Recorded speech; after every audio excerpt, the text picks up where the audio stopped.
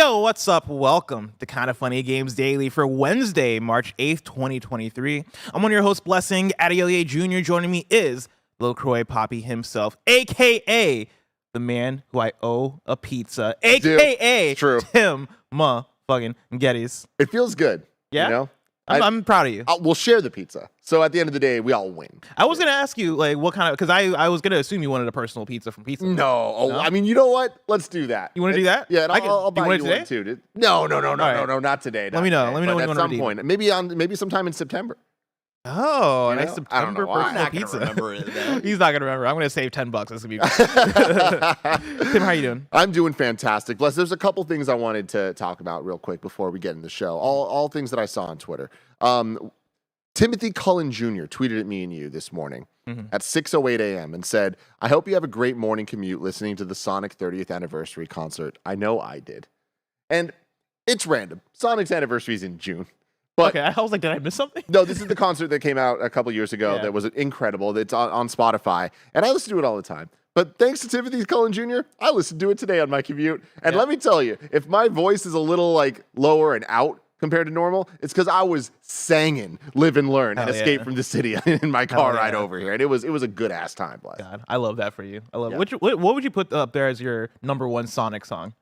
I mean, that's like that. Escape from the City? We got to talk eras there. You know what I mean? Because if we're number one Sonic song, it's got to be one of the OGs. Maybe Chemical Plant Zone, Marble Hill Zone comes to mind for sure. So you're not going like the vocal tracks? Definitely not. No. Okay. I love them. They have a very special place in my heart. You know, of course, but definitely not. You know what? One I'll throw up there. I've never actually thought about what my favorite Sonic track is, but one that comes to mind immediately is more of a modern one, and it's Studiopolis Zone. Which Studiopolis Zone goes hard. Absolutely incredible. Yeah. So Sonic, man, they just know what the hell they're doing. But two other things I want to bring up to you real quick. I saw a tweet last night that said new Mandela effect just dropped. Let me ask you a question, Bless. What up? How do you spell Brussels sprouts? Brussel sprouts. What if I told you? We just got a cackle out of... Well, I think that was Roger. Roger? It sounded like a Roger laugh, yeah. Yeah, Roger doesn't hang out too often now. They sound the Roger same. has like a Joker laugh sometimes. Yeah, something's going on there. What if I told you the Brussels sprouts is actually Brussels? Wait, there's multiple Brussels? Brussels sprouts? is a place. You're wild. Brussels That's is a place wild. that sprouts come from. Huh. Brussels sprouts. That's crazy. But everyone just says Brussels sprouts. So you don't fucking think about it. That's a Mandela effect I kind of get because I think growing up, you just meld the two together, right? Because like you're ending on an S, you're starting on an S. So as a kid, you're like, oh yeah, Brussels sprouts. Sprouts. You don't think about the fact that it's Brussels. Like nobody ever pauses the Brussels. I never thought about Brussels sprouts enough. I love Brussels sprouts. Yeah.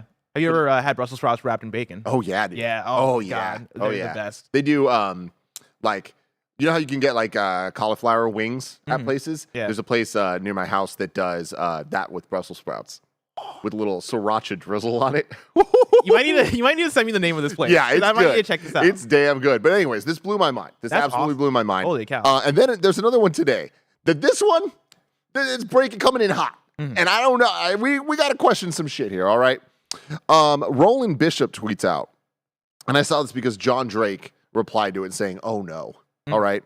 He says, I'm going to spend the rest of the year pronouncing Starfield like Garfield. I saw this and I didn't understand it. I don't either. I think Is he fucking with us? I think they're doing a bit. I think they're fucking with us. This must be a bit. I think they're trying to be like... They must have seen the Brussels thing and are like, all right, yeah, let's make some jokes. How else would you pronounce Garfield? Garfield? They're saying Garfield? I saw in the responses they're saying that Garfield is 3 syllables, and I don't fucking understand what that How means. do you even make it 3 syllables? They're fucking with us. They're fucking. There's no legitimate way you pronounce Garfield that's not Garfield. People in chat are saying Garfield. No. Garfield. Absolutely not. No. No, fuck absolutely you. not. No. Absolutely not. Garfield's the knockoff that hates Sundays. Oh my god. I can't stand Sundays. Oh man. Monday Junior. So I want to throw one at you, Tim. This isn't just a Twitter thing. This is just a me living life thing. You know how there's Tetris Effect? Where not the video game, but like the idea where like you play so much Tetris that like you get in the zone, but then like you finish playing Tetris and you're seeing shapes in your brain and you're dreaming about Tetris and you're doing all that stuff.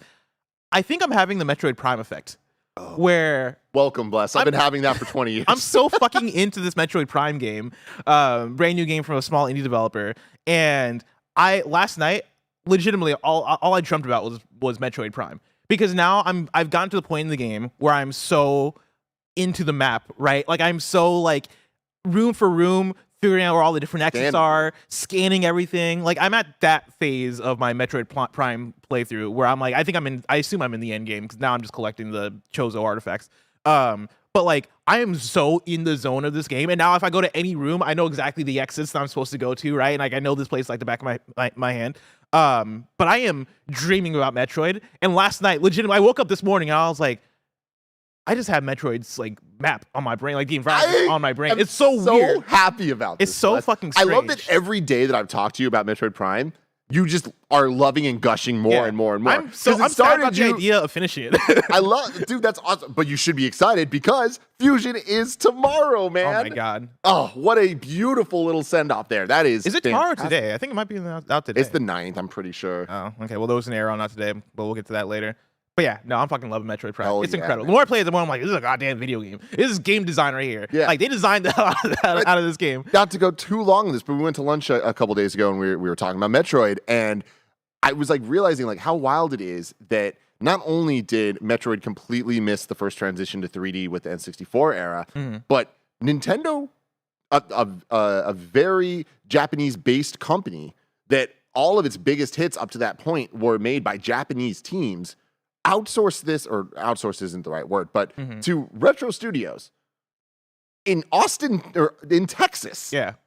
And they made this. They made Metroid Prime. Like, it's just wild to think that like such a swing on such a major franchise. I mean, and you know, majors, it's all relative to the scope and scale of how things were back then. But like Super Metroid was always a success for relatively to what the Super Nintendo was then.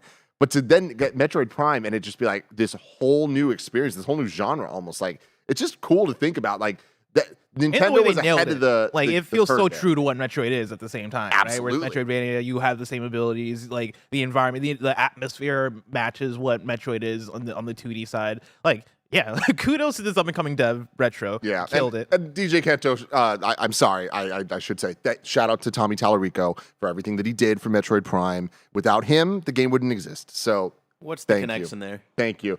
The documentary that I try to recommend everybody watch, right. the Roblox oof sound that turns into just like The takedown of the him. moment by moment, second by second takedown of Tommy Tallarico and all the lies that he's had in the past. And the amount of times this man tries to take credit for like creating Metroid Prime, and it starts off like, oh yeah, I helped with a sound effect in the game, and then it turns into, yeah, Miyamoto personally talked to me, and it was just like, So he's all like this shit, he's like the Soldier Boy of the games industry. exactly. All right. I mean, isn't Soldier Boy the Soldier Boy of the Yeah, games industry? exactly. Okay, that's fair. That's fair. Tim, enough about all that. Also, somebody in chat, or no, it was Barrett brought up the pronunciation that they're talking about for Garfield, which is Garfield.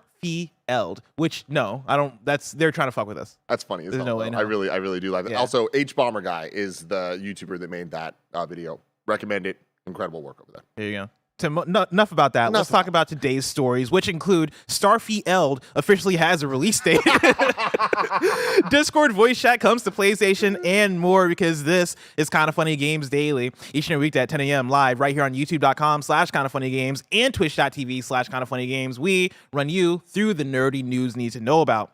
If you're watching live, you can correct us when we get stuff wrong by going to kindafunny.com/you're wrong. If you don't want to watch live, you can watch later on youtube.com/kindafunnygames, or you can listen later on podcast services around the globe by searching for Kinda Funny Games Daily. Remember, you can use Epic Creator Code Kinda Funny on all Epic Store and Epic in-game purchases like Rocket League and Fortnite to help support the channel. To be a part of the show, head to kindafunny.com/KFGD to write in with your questions, squad ups, and more. And remember, patreon.com/kindafunny will get you the show ad-free plus a bevy of bonus content. Housekeeping for you. A new Kinda Funny Gamescast is up, featuring the one and only Tamoor Hussain from GameSpot and Giant Bomb, breaking down his time at Super Nintendo World. And it features us talking about whether Tears of the Kingdom and other games can live up to their predecessors. Excellent episode. Fantastic episode that you can catch right now on youtube.com/kindafunnygames. If you're looking for some Mandalorian discussions after last night's episode, you can watch Screencast live on youtube.com/kindafunny at 11:30 a.m. Pacific time today, where the Star Wars crew will talk all about their opinions and theories. And then remember, this Friday is March 10th, so you know what that means. It is Mario Day, and I'm teaming up with Retro Queen Ash Said Hi to bring you a Super Mario celebration this Friday, March 10th on twitch.tv/Twitch at 11 a.m. Pacific time to celebrate everyone's favorite plumber / kart racer / athlete / doctor / janitor / painter. You get the idea. It's Mario. Again, you can catch that twitch.tv/Twitch this Friday. 11 a.m. Pacific time. Tune in. Thank you to our Patreon producers, Tripod Plus Plus and Delaney Twining. Today we're brought to you by Shady Rays and Honey, but we'll tell you about that later. For now, let's begin with what is, and forever will be, the Roper Report. It's time for some news. We have 4 stories today. A baker's dozen. Starting with our number 1, Starfield launches in September. This is George Gang at IGN. Bethesda has delayed Starfield once again, as the game will now launch in September for PC and Xbox Series X and S. There will also be a Starfield Direct on June 11th, right after the Xbox Game Showcase. In a new official launch date announcement trailer, Bethesda's Todd Howard confirmed that the highly anticipated game will release this year. Quote, "We have poured ourselves into this game, and even I'm surprised how much we can pour. It is large. We're playing the game all the time," he explained. The Starfield Direct in June will provide a deep dive into the game, as Howard continued, quote, "There's so much that we still have to show you. The game has many of the hallmarks that you'd expect from us, but it's also a very unique experience," end quote. Of course, with that, we got confirmation that the Xbox Game Showcase is happening Sunday, June 11th, and so there's confirmation for that too. And of course, Tim, this is why I owe you a pizza, because a few weeks ago, maybe like a month ago on this show, we talked about whether or not Redfall or Starfield would be the be the one to release in the first half of the year versus the second half of the year. You bet on Starfield getting delayed till later. I bet on Redfall getting delayed till later. So congratulations. Thank you. You'll get a pizza. Thank you. I But appreciate that. how do you feel about this? I think this is good news. You know, I think that it shows it's a little embarrassing and it's easy to poke fun at Microsoft for a lot of reasons, and Xbox overall for, well, they don't have games and this and that. Like, they make it easy. And when you announce things and you delay things, you make a whole E3 showcase, whatever you want to call it, about, hey, this is all 12 months, and then things don't hit those 12 months, you look a little silly. When you take all that stuff out of it, though, good, right? September's not that far away. Like, I feel like Starfield, again, needs to get it right. We've said this so many times with Xbox specifically when it comes to Halo, now when it comes to Starfield, the expectations are extremely high for this game, and I don't think it's just one set of goals that they need to accomplish. I think that Starfield is such a big deal to so many people for so many reasons that you kind of need to not only be a flagship Xbox title, you also need to be the return to form for Bethesda. You also need to speak to that Game Pass audience very loudly and to maintain it and keep them playing and to deliver, and then have this be kind of the start of the domino effect of Xbox games coming out that at this point, you know, they had their 12-month roadmap thing. When I first saw this news today, I was like, oh shit, they're doing a Starfield Direct on June 11th. That's all I saw. I didn't see the Xbox Game Showcase thing, and I was like, whoa, are they really going to not have a showcase and just do Starfield showcase instead? Yeah. That's interesting, but it definitely, I think, shows the place that they'd be in. But no, this is in addition to. This is going to be a deep dive. You got to imagine, what, 30 to an hour on Starfield. It reminds me, again, I make this reference a lot, but to the Fallout 4 E3, where Bethesda had their E3 showcase that was, hey, here's Doom, here's Dishonored, but then here's an extended look at Fallout where we can get into the nitty gritty, and it's Todd Howard being like, and it just works, and it's him doing that thing. I think this is fun because they're teeing this up as they're calling it a Starfield Direct. The way they talk about it, it seems like a follow-up to the developer _ direct that we got, which is interesting that they removed the underscore. Don't remove the underscore, put it back, you cowards. But yeah, like they're treating it as this, hey, let's do an inside look. We're gonna take you into the studio. I imagine they're gonna interview people that are working on the game, and Todd Howard's probably gonna lead and be like, hey, all right, this is what Starfield is. These are the different factions. These are the kinds of stories you can expect, right? We got a taste of a little bit more of some game footage, right, in this new trailer. And what they have in that trailer so far, I know it's like basic stuff, but it looks cool. Like the imagery they're showing, I'm like, oh yeah, okay, cool. Like I want more of that. I want to see what makes Starfield shine stylistically, right? Like what are the interesting bits about it? I think this is the place to come out and be like, hey, for 30 to 40 minutes, we're going to talk to you about the systems, we're going to talk to you about the story, we're going to talk to you about the world, and we're really going to pitch you on what Starfield is. Yeah, yesterday on a Gamescast, you brought up that the aesthetic is very NASA, and I hadn't thought about that before, but yeah, it is. You really nailed it there. Where NASA does have like a kind of unique look to it that isn't often shown and portrayed in video games, and so for Starfield to kind of like roll with that, it does put it in a fairly unique space. Will that be space? Hey. Will it be like too boring for some? I don't know. We'll have to see because space can be so colorful, and we've seen it be so colorful both in video games and in movies and other media, especially recently. So for it to be a little bit more of a grounded space aesthetic, that could hit because it's different than what we've had recently. So this also, you were saying, reminds you of the Xbox Developer Direct, which was great, and that's where they announced the Hi-Fi Rush. But it also reminds me of how Nintendo traditionally does its E3 area showcases, where they'll have a Direct, and then after that, the new Nintendo Treehouse. And like they almost promote that as like, hey, we're going to have our showcase, and then after that, get a deep dive into Breath of the Wild. And then it's just them playing Breath of the Wild for like 2 hours straight, and we just get to watch as like Nintendo Treehouse people kind of like give little tidbits and stuff. And every once in a while I mean, that's where they announced Metroid 2 remake on 3DS was in the like Nintendo Treehouse posting. It was one of the most bizarre things they've ever done.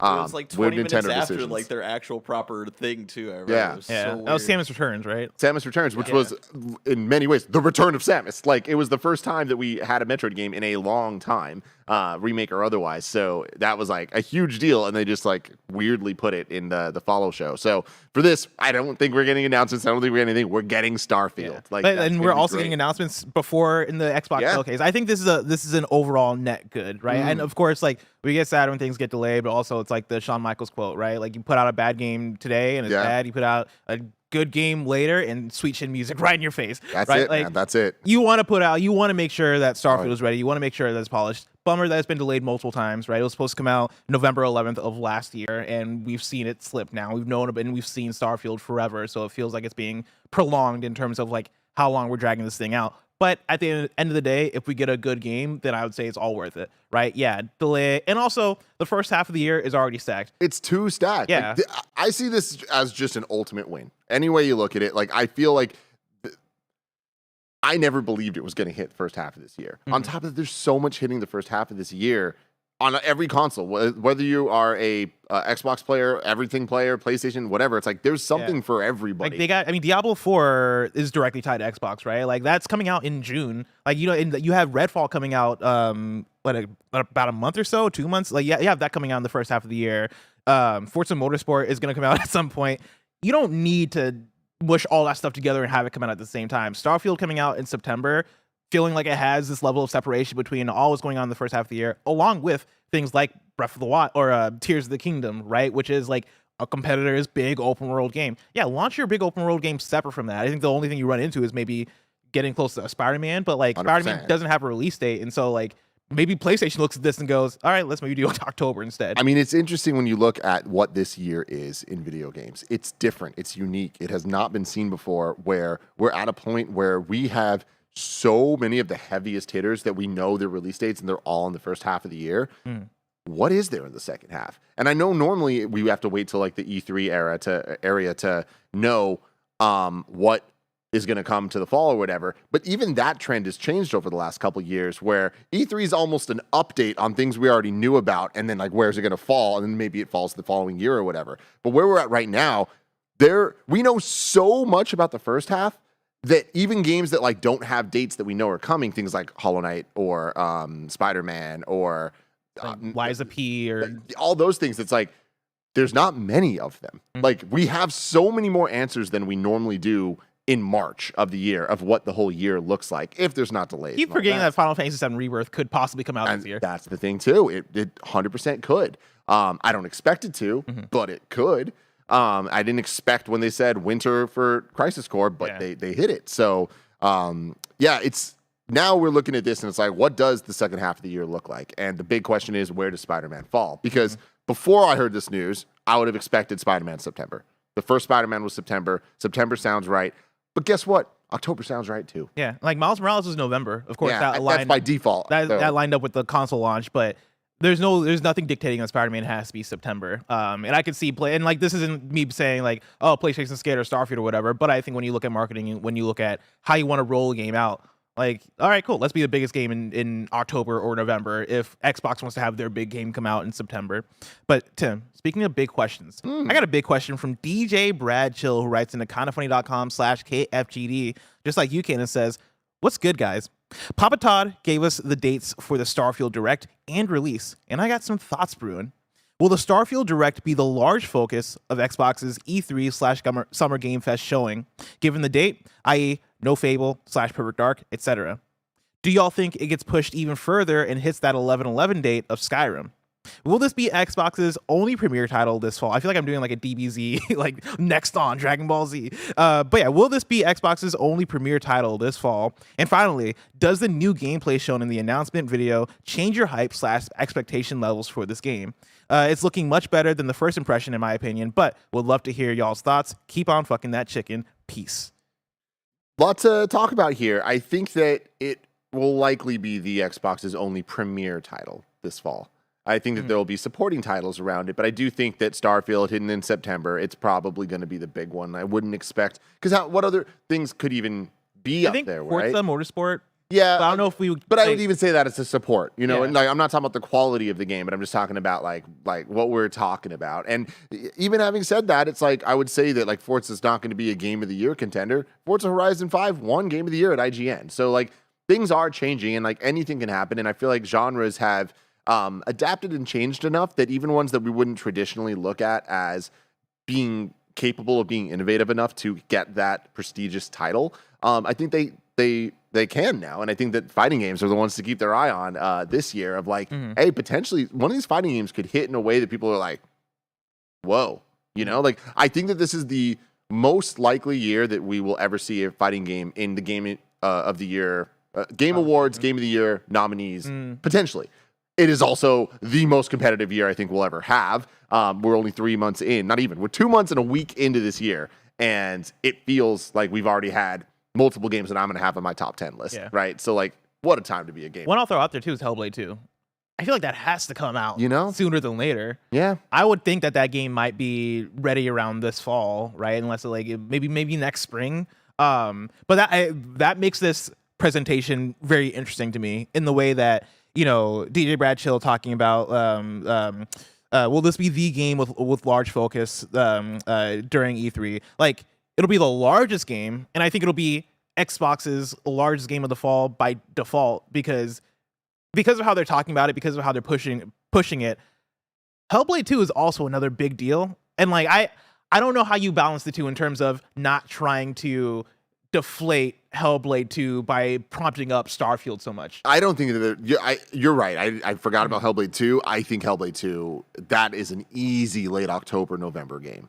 Like, I think so? that is, without knowing or caring about the Starfield release date, just when would I think Hellblade 2 would drop? I'm not even thinking about 2023. I'm just saying in general, of like months, the type of game it is, I would think October, November feels right, because it is that more of like a Sony competitor, right? It is that we're looking at it, and it is Xbox's answer to Last of Us and Uncharted, and like that type of more third person narrative-based linear action game. Yeah.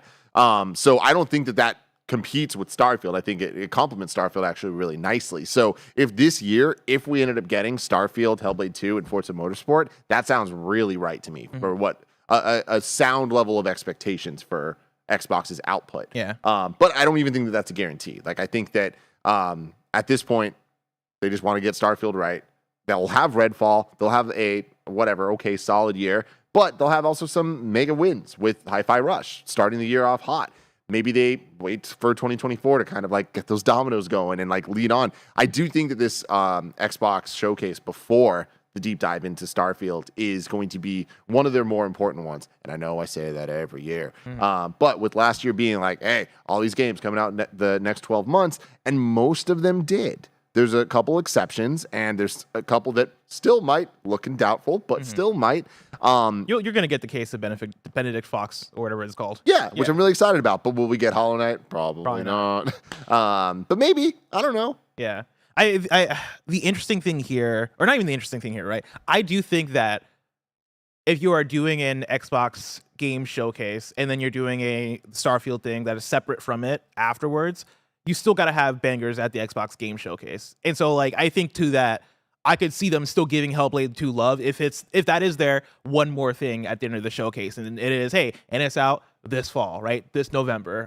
You still have to have the goods there. And I think right now for where Xbox is at, we know what so many of their games are that I don't need them to announce more future games. Like I know Everwild exists. I know whatchamacallit, like Avowed, yeah, I know Avowed exists. I know Outer Worlds 2 exists. Perfect Dark, Indiana Jones. Indiana Jones, that was what I was thinking of. Yeah, like they have so many games that are announced for the future. I don't really need more of those. I need answers on those. And so I think I would like answers, even if they gave me a new trailer for some of these games that are 2024. If I get an Avowed trailer that's 2024, that's a banger to me, right? If I get Outer Worlds 2 trailer that's 2024 or like some more information on that game, that's a banger to me, right? If I get Indiana Jones, that's a banger to me.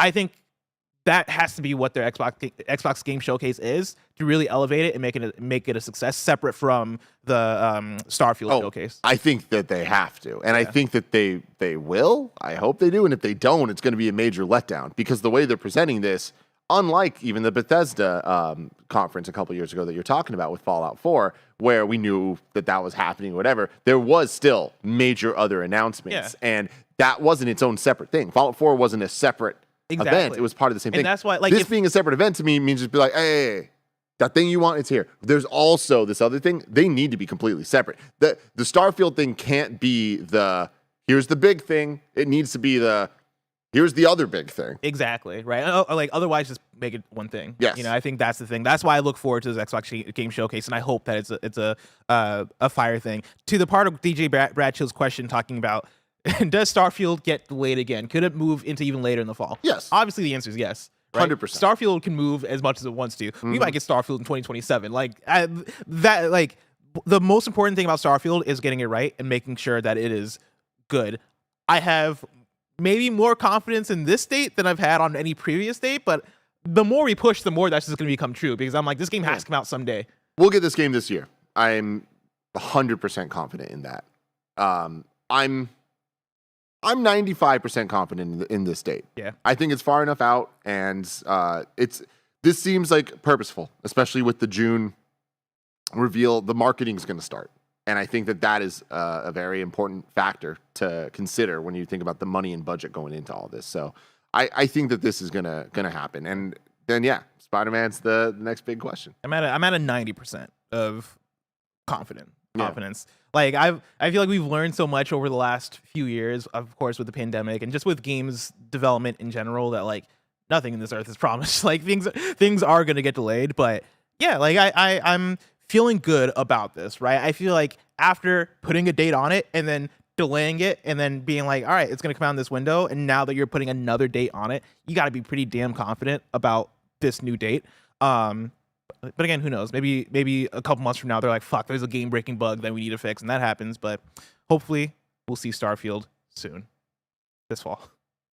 Tim, before I get into the next news story, I want to let people out there know about patreon.com/kindoffunnygames. Over on patreon.com/kindoffunny, you can get the show ad-free. And speaking of ads, let us tell you about our sponsors. Shout out to Shady Rays for sponsoring this episode. Look how cool I look. You too can look this cool. Our friends at Shady Rays have you covered from the sun to the slopes with premium polarized shades, customizable snow goggles, and so much more. Shady Rays offers the most insane protection in all of eyewear. Every pair of sunglasses is backed by lost and broken replacements. If you lose or break your pair, even on day one, they told us they will send you a brand new pair, no questions asked. They'll also provide 10 meals to fight hunger in America with every order and have donated over 20 million meals to date. That's fantastic. There's no risk when you shop with Shady Rays. Their team always has your back. Exclusively for y'all listeners and watchers right now, Shady Rays is giving out their best deal of the new year. You can go to shadyrays.com and use code KINDOFFUNNY for 50% off 2+ pairs of polarized sunglasses. Try for yourself. These are 5-star rated by over 200,000 people. Again, that's shadyrays.com. Use the code KINDAFUNNY. funny. Shout out to Honey for sponsoring this episode. Honey is the easy way to save when shopping on your iPhone or computer, and thanks to Honey, manually searching for coupon codes is a thing of the past. And we all know there's nothing better than the feeling of saving money. Honey is the free shopping tool that scours the internet for promo codes and applies the best one it finds to your cart. When you check out, the Honey button appears, and all you have to do is click Apply Coupons. You'll wait a few seconds, you see the fun little dancing guy. Honey searches for coupons, and it finds you the best ones. And then you just watch the prices drop. We here at Kind of Funny have been using Honey for years, and it's helped us save thousands on tech, costumes, food, you name it. Honestly, I just love how easy it is to just set and forget and save. That's the best part. Honey doesn't just work on desktops, it works on your phone too. You just activate it on Safari on your phone, you save on the go. If you don't already have Honey, you could be straight up missing out. You can get PayPal Honey for free at joinhoney.com/kindafunny. That's joinhoney.com/kindafunny. And we're back. Tom, I appreciate chat keeping me honest. I was looking at the ratings. There was a lot of people were split on the ratings, but I'm giving myself a 4 out of 10 on that one. Okay. I think the vision was there. The execution was a bit wobbly. You stumbled. I stumbled, yeah. And the thing is, I had coffee this morning, and like I had a lot of coffee this morning, and so I'm going very fast. Yeah. And so like, yeah, no, I'll listen. I got you next time. Rolling around at the speed of sound. Speed of sound. Story number 2. Discord voice chat is now available on PlayStation 5. This is Owen S. Good at Polygon. The latest PlayStation 5 system software update is available to all users right now, bringing with it integrated Discord voice chat and additional support for 1440p displays. The update, announced at the beginning of February, also includes some quality of life enhancements to the PS5's social and sharing features. Version 7 of the PS5 software is available for all consoles worldwide. With it, players may join Discord voice chats from the PS5 console, enjoy better visual performance on 1440p displays, thanks to variable refresh rate support, use voice commands to capture video clips of gameplay. This feature is in a preview state for US and UK users only. They must say, quote, "Hey PlayStation, capture that," and the console will save a clip, whose length is determined by the user's current setting. Players may also direct the console to save a clip of anywhere from 15 seconds to 60 minutes by saying, "Hey PlayStation, capture the last X minutes or seconds." Wednesday morning's PlayStation blog post has much more on the new functions inside the software update, which includes updating the DualSense controller wirelessly. Right now, Whoa! let's go. Barrett has up the tweet from PlayStation where they detail some more bullet points, right? Like I mentioned, you can join a Discord voice chat. You have VRR support for 1440p. You can now manually upload game captures to the PlayStation app, which is what I've been waiting for. That's the feature I'm excited about. And then you can easily access your PS4 save data on PS5. So is this the thing that like prevents like we have to like go into a game and then upload the fucking save of a PS4 game to the cloud and then download it onto the like whatever I don't that think whole so. thing was? I think this is more so like cloud saves. Okay. Like if you're playing a PS4 version of a game on your PS5 to like make it easier. But I think you were still gonna have to like go into the old game, So, upload, and then download on the PS5 version. Explain to me why you're excited about this. The manually upload Yes. game captures to because I like taking a lot of screenshots and a lot of videos, and up until now, like they recently, like a few months ago, half a year ago, about added the feature to where it'll automatically upload. The thing is, like 75% of the time, that shit does not work. Like I'll get a notification being like, "Oh, it errored," and I have to try it again. It's all errored, and I'm like, most of these screenshots I don't even need to upload anyway. Like a lot of them are like either trophy shit or just screenshots I wanted to save. There's a handful of screenshots where I'm like, oh, I gotta tweet this or I gotta send this to somebody. And those are the ones I want to manually upload, because then if I manually upload it from the PlayStation console itself, I open up my phone, open up my PlayStation app, download it, and then I can send it anywhere. And it makes it easy for tweeting. So I don't have to tweet natively from my PlayStation. So that's why I'm very excited about that. I think the big thing here is joining Discord on PlayStation. That's huge, man. I mean, honestly, for me, the biggest thing is the DualSense controller updating wirelessly. It is like, that is like one of those little things that just pisses me off. Is it the end of the world? No. But the amount of times I feel like I've had to deal with that frustrates me.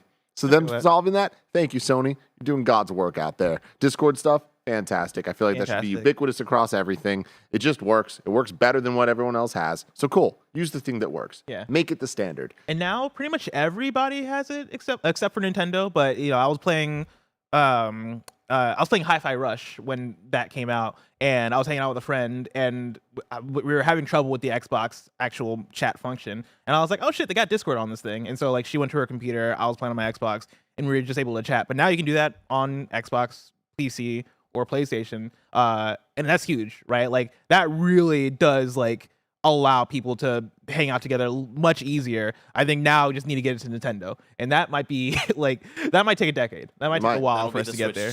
That'll be the Switch 3 if we're lucky. Yeah, that'll take Discord being acquired by somebody else, and then having to be like, no, hey, we're going to support Nintendo for 10 years. Whoa, just like you know what it is? They're gonna put Discord on their little mobile Nintendo app that you have to use. Exactly. Disgusting. Exactly.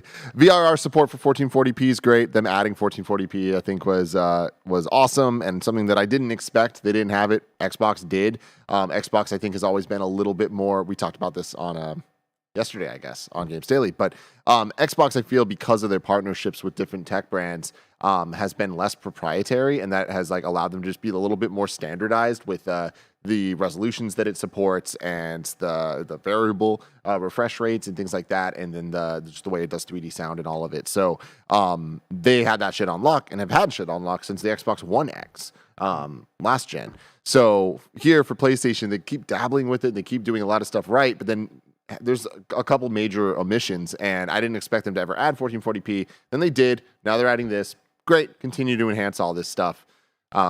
Is there a feature that you want? What's a highly requested feature that you want to see in a future firmware update for PlayStation? I feel like I always struggle with sound settings. Like I wish that there was an even quicker way to just get to sound settings. Like if I could just map my like screenshot button or whatever the fuck to be just go sound, I would do that. Because I feel like there's a lot of times I want to like adjust sound, like whether it's headset or just in-game things. But that's pretty minor. I'm pretty happy with where we're at now with a lot of the UI stuff on PlayStation, at least. Yeah, I miss themes so much from PS4. Like I fucked with themes a lot, and I don't know how you would do it with how the current PS5 UI is, because now whenever you highlight a game, the whole screen is taken over by that game. But like, I would like to find a way to bring back themes, because for me that was something so special, especially when you got like a special edition of the game, or you pre-ordered a game and like you get the Persona 5 theme for your PS4 home screen. That always struck me as special. That I think those were the first steps into making me fall in love a bit with Final Fantasy VII, because I had a when I bought the old Final Fantasy VII for PS4, that came with a PS4 theme. The Tifa theme? Was it the one with Tifa and Cloud sitting on the... No, I think that was with the remake. The one I had, I believe, was Aerith. It was like Aerith's theme that would play. And for the longest time, I'll just have that stuck in my head because it was like a beautiful piano tune. But yeah, like when I finally played Final Fantasy VII Remake and went back to play Final Fantasy VII, like that was a thing that stuck with me. I was like, oh shit, Aerith's theme. Like this is really cool. But yeah, like there's also a really good Shadow Colossus theme. I just want themes again. I think themes are great. Nintendo needs themes, man. You don't like black and white? I can't. Why do you have a theme option with only those two options? You never fucking update it. And even the black, it's like the least black thing I've ever seen. I hate it. It's just like, guys, it's gray at best. It's fucking gray, okay? It is gray. Even on OLED. Even on the OLED. It's like, especially on the OLED. Give me like a Mario Red Nintendo. Give me like fucking sick blue. It's been 6 years, and then like they have this dedicated tab to themes, and we still only have black and white. It's like, somebody said dark or white. Honestly, it does feel more like a dark white than black. No, I feel that. Story number 3. Microsoft confirms it'll let Sony put Call of Duty on PlayStation Plus on day one. This is Andy Robinson at Video Games Chronicle. Microsoft has confirmed it's offered Sony the option to put future Call of Duty games on its PlayStation Plus subscription service on day one as part of its bid to appease regulators' concerns over its proposed Activision Blizzard acquisition. Hold on. Mm-hmm. What? What part of this surprises you? Like Game Pass style? Oh, yeah.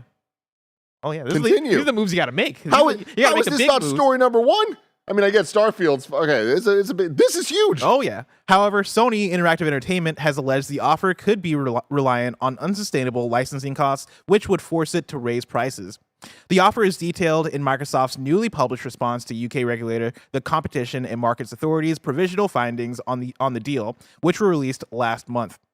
In its response, Microsoft reiterates its willingness to sign a 10-year contract, guaranteeing the shooter series will continue to be released on PlayStation consoles post-acquisition.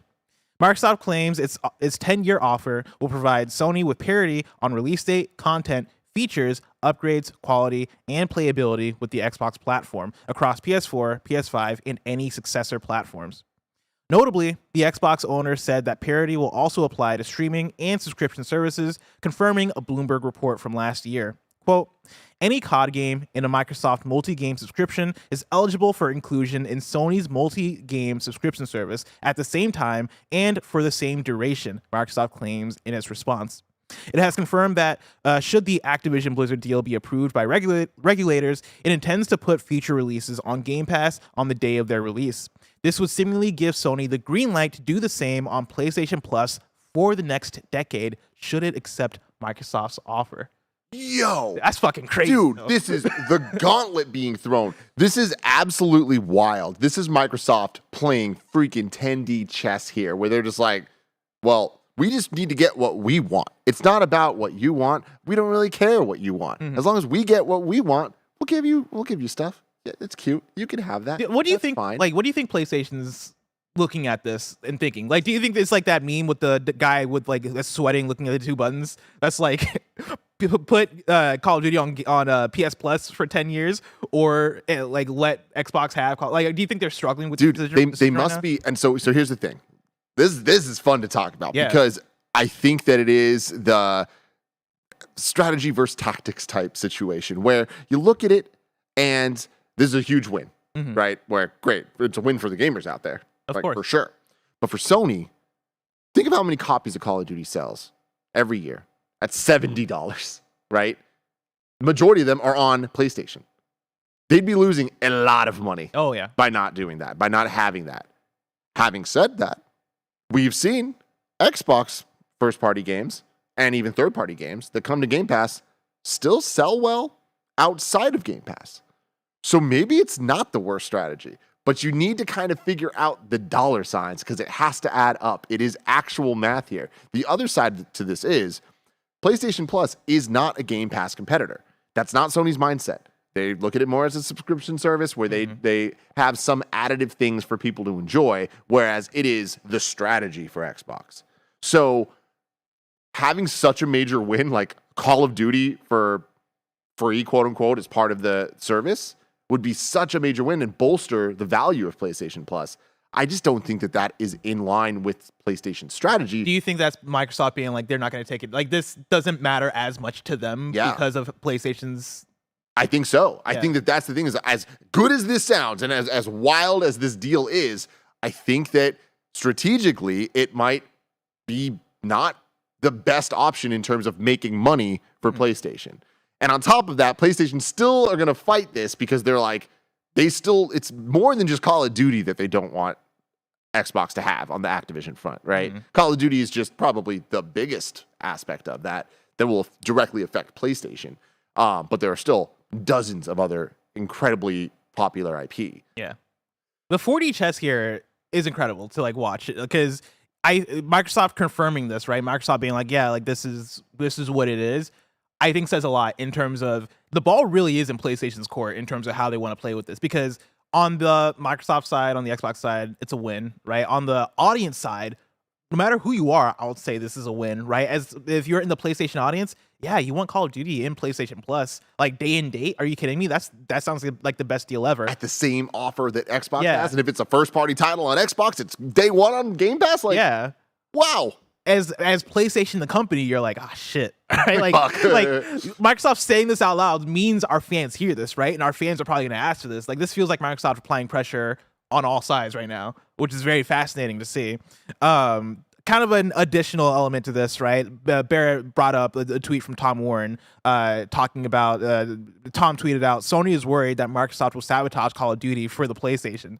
Sony says it's concerned Microsoft could strategically degrade the quality and performance of Call of Duty on PlayStation. It goes into a deeper article talking about like, oh yeah, like when like the game could get updated and be broken at the end of the day, like talking about nefarious things Xbox can do to Call of Duty in order to make it play worse But, on like, PlayStation, which is fucking Okay, wild. This I mean, look, again, it's so like- funny. I was about to say, as we were talking about this story, this is the first time in months that we've had a story about this that I'm like, oh, this is fun to talk about. And like, there's some actual meat And then here. on the other and side- it's not just salacious bullshit. And then here we go. Here We got it salacious is. bullshit. What's so stupid about this, though, is like, or what's potentially very interesting about this is this implies that happens currently. Or that is something that could happen. This reminds me of like people that say that like IGN's reviews are bought. It's like, no, they're not, you fucking morons. But you can say it all you want, and then all of a sudden people think that it's true because people are saying it. It's not fucking true. Yeah. And so it's like it's that type of thing here where it's like you can say that because that argument makes sense. That yes, they would want to do that because they want to win and they want you to lose. But that's not how the market works. Yeah, that's the thing is, it makes sense if you're arguing it to regulators who aren't plugged into how the business works, right? And you're trying to make this top down. Hey, Microsoft is our competitor. Hey, they want to put the biggest game, like the biggest game that releases every single year on our platform. They're going to sabotage it. That sounds like it makes sense naturally if you're on the outside looking in. When you're in, you're like, no, that's not how. Microsoft isn't going to fuck up its highest revenue earning project on probably the platform it's going to sell the most on to not get it to sell on that platform. That's not how it's going to work. No. God. But yeah, it's a stretch because they're funny. really trying to make this argument. Yeah. I mean, you know what's hilarious about this too is like if Xbox plays this the right way and PlayStation says the wrong thing and kind of embarrasses itself, like, or exposes itself. What if this reveals something that PlayStation has been doing this to Microsoft with all of their exclusive deals and how they've been doing things? Like Barrett, have you played Persona 5 on Xbox? Is it okay? I mean, that's not a PlayStation. That's an Atlas. I thing, know. though. No, that game runs great everywhere. It's great, even on the Steam Deck. Plus, let me tell you, 60 frames per second. Ooh, baby. Yeah? But real I'm quick, thinking about MLB The Show. Of like, I Oh, can't. that's like, a I'm good- trying that's to a think better of, like, example. if that's like any worse than on PlayStation, I can't think of. I think it's purely lip Anything service. from- I think it's yeah. purely it's, them. well, just it's trying to make- absolute nonsense. Yeah. But oh fuck, I lost my train of thought. But it's all good.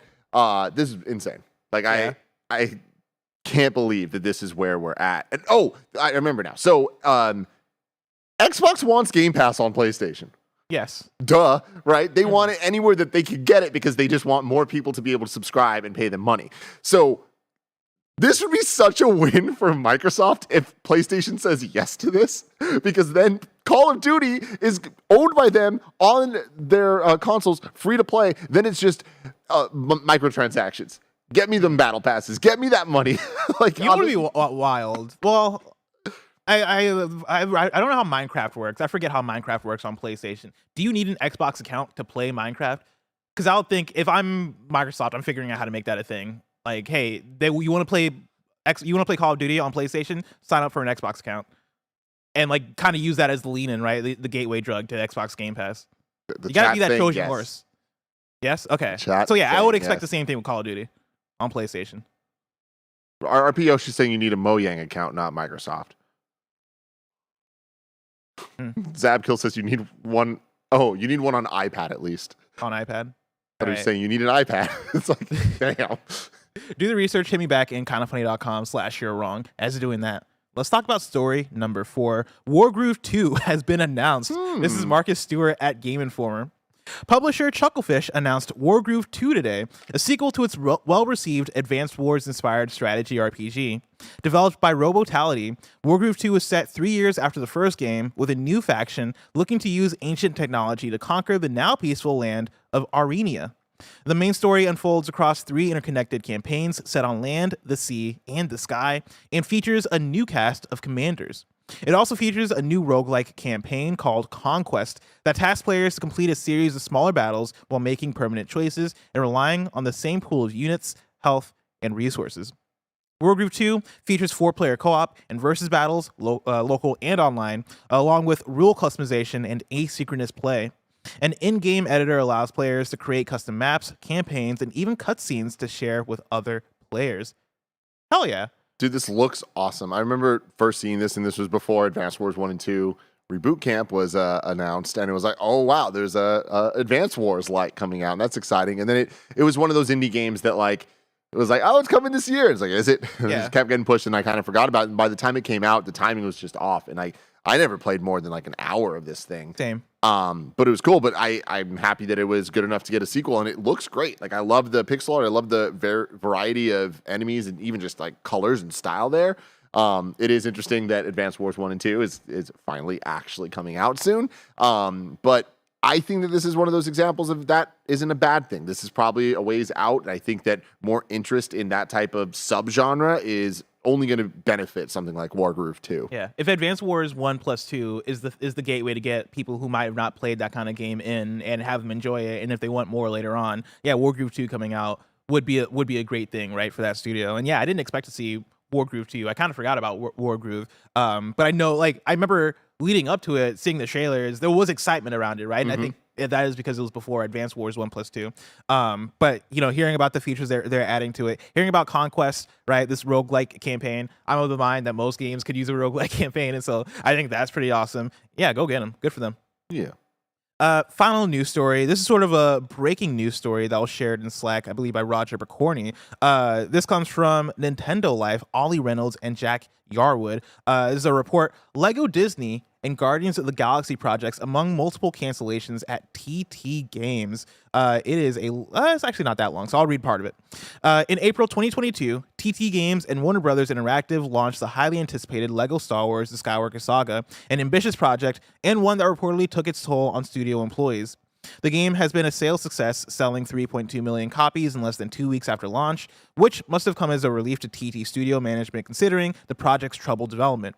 In fact, we have spoken to multiple sources confirming the cancellation of various projects at the studio featuring high-profile IP, including a Lego Disney title that was terminated just last year. Known internally as Project Marley, this LEGO game is said to have featured multiple worlds and Disney characters, including Jungle Book, Nightmare Before Christmas, Pirates of the Caribbean, Maleficent, Muppets, Frozen, Toy Story, Winnie the Pooh, any animated Disney property that's had the Lego tree. So it's Kingdom Hearts, but Lego. Kingdom Hearts, but without That's the fucking Kingdom crazy. Hearts shit, and then it's Lego. It seems with the player exploring a large overworld and Diablo-like dungeons. So I wonder if it was like a top-down situation, because that does seem pretty neat. Yeah. The player's overarching goal was to free the hearts of the dark. No, the player's overarching goal was to rid each world of an evil purple force corrupting the environment. Which honestly, It's just Kingdom Hearts. not that far off. If that sounds familiar, that's because a similar feature also showed up. If that sounds familiar. Just wait until you hear about Sora showing up in the game. A similar feature was also showed in Gameloft's Disney's Dreamlight Valley, which launched in paid early access. Paid early access form on multiple platforms back in September 2022. We're told that the TT game was struggling with the direction of its Lego Disney project, and ultimately that Dreamlight Valley proved to be the final nail in the coffin. It was canned after at least 4 years in development. While that is the largest of the canceled projects, according to our sources, several others, all of which were being built with Unreal Engine, have fallen by the wayside at TT Games, including Project Cosmic, a Lego game based on the Guardians of the Galaxy IP, which was said to also feature the Marvel characters Nova and Adam Warlock, was apparently in development for a full 18 months before being scrapped. Project Rainbow Road.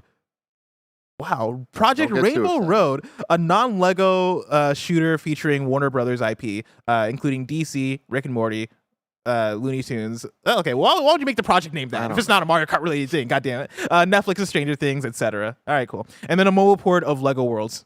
Additionally, the same sources detail a narrative-based Mandalorian DLC in development for Lego Skywalker Saga. Wow. And then it goes on. But I highly recommend you. Mando DLC was cut? Is that what you just read? Yeah, it was cut. It was in development, and then they stopped it. Go over to Nintendo Live to read the full thing. They go on longer, but I don't want to belabor it. That's a lot. Got another one based on Batman too. Oh, really? Yeah, on the bottom here, along with another new title based on DC's Batman that's apparently been put to one side. There have been Lego Batman games before in the past, right? Yeah, three of them, but it's been a minute. Like the last one that they did, I think was like a supervillains the focus one. And so yeah, it's been a while since just a Batman Lego game.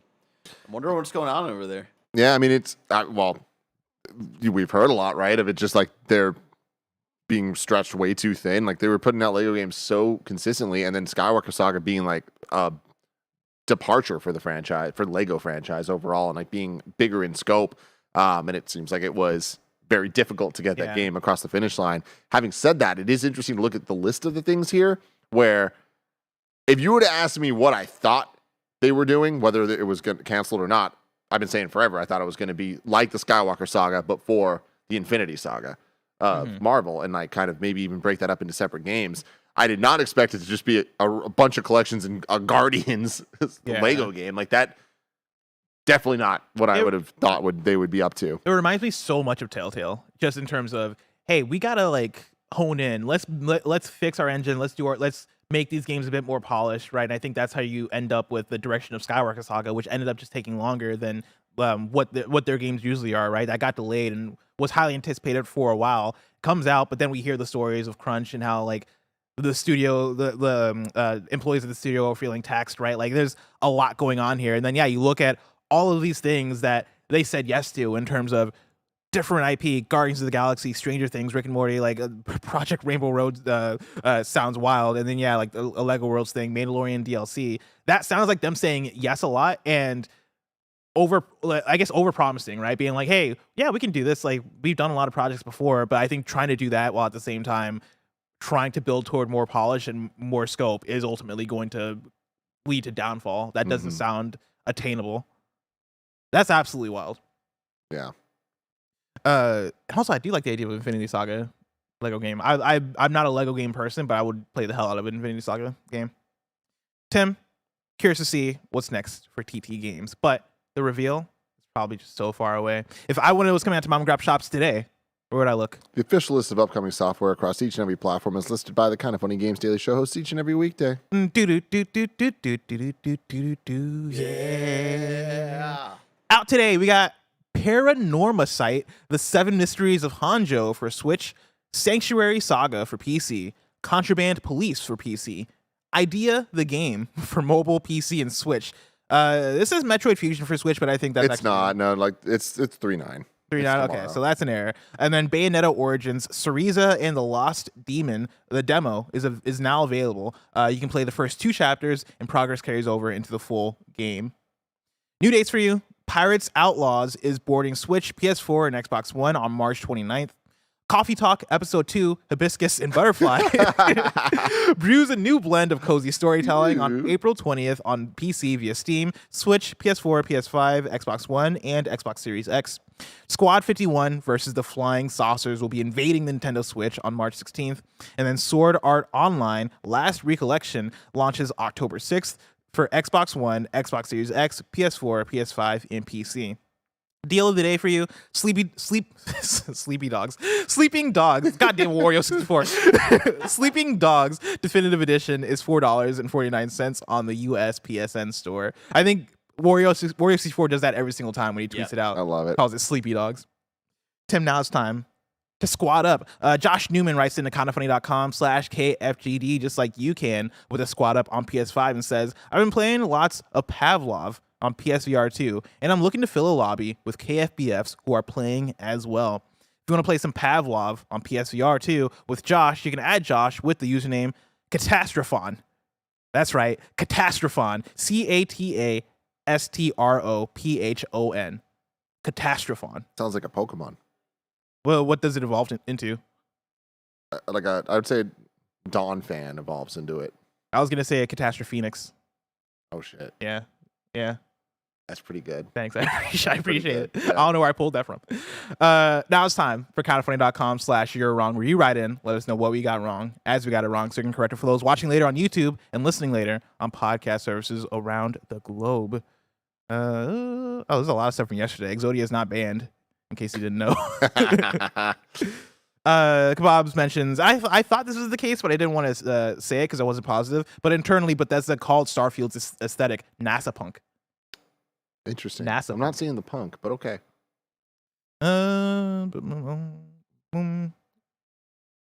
That's it. Yeah, people are writing with more you're wrongs from Monday. Somebody said the blue-haired Goku is called Super Saiyan God Super Saiyan. Come on, but real. Later it was called Super Saiyan Blue. I think I said Super Saiyan God. Oh, here it is. Super Saiyan God is when Goku gets the red hair. Is that not Super Saiyan 4? Fuck, what's the color of his hair in Super Saiyan 4 then? Or am I thinking Gogeta? I'm just gonna invite more You're Wrongs. Disregard everything I just said. But that's it for kindafunny.com/you're wrong. Tomorrow's hosts for the show are gonna be me and Janet. It's exciting. And then on Friday, it's gonna be Greg and Tim. Greg Miller, Tim Geddes, Back at it. Very excited about that one. Oh, also for that, a couple fun things I want to tell you guys. One, tomorrow is Thursday, which means the Mario movie trailer direct is going to happen. But we've been boned multiple times by Universal, so we will not be reacting live to it. Instead, Greg and I will give our thoughts on it on the Friday episode of Games Daily. So just letting y'all know. I wish we could record live, but hey, Nintendo, Illumination, Universal, somebody doesn't like us. I don't know who it is, but I'm going to find out. And then also another fun thing is we're about to record an episode of The Shit List that you can get exclusively on patreon.com/kindafunny. So you should go check that out because this show is dope as hell. All right? All right. Tim, you know what we're going to talk about in the shit list? The 40 greatest hip-hop video game soundtracks ever. Holy shit. 4D. Now, of course, we're only going to talk about like maybe the top 10, but we're going to skim through the rest of the 40 list because let's go. That's going to be a good conversation. Of course, if you want to check that out, go over to patreon.com/kindafunnygames. After this, if you're watching live, is some Warzone with Mike, Andy, and Nick. You can catch that later on youtube.com/kindafunnygames. Of course, this has been Kinda Funny Games Daily, each and every weekday live right here on youtube.com/kindafunnygames and twitch.tv/kindafunnygames. We run you through the nerdy news you need to know about. Until next time, Game Daily.